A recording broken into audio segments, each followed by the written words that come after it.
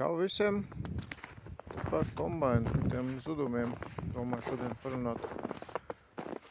Pagājušā sezona, 25. gadā, bija tāda, viena kopēja liela problēma, ka tie graudi bija mitrāki nekā parasti. Līdz ar to graudu zudumu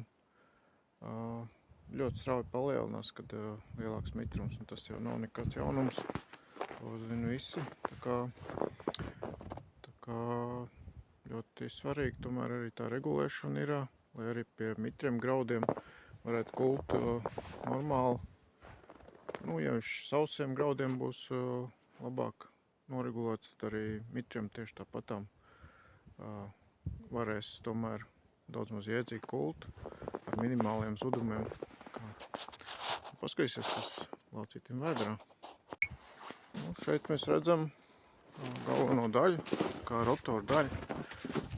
Case kombainam tur ir tas rotors pa vidu un kā kurš sauc, īsti nezinu, kā. Zinu, vairākas versijas ir konkeivs un moduļi. Šitam kombainam laikam vispareizākais saukt viņus par moduļiem, bet es viņus tā kā latviskoju. Man dabīgāk liekas saukt viņus par kuļkurviem, ko maina. Tā kā, jau pierasts no tradicionāliem kombainiem. Tā kā, lietot vārdu kuļkurvus, tā funkcija pilda diezgan līdzīgi. Tā kā šobrīd man ir šāds salikums.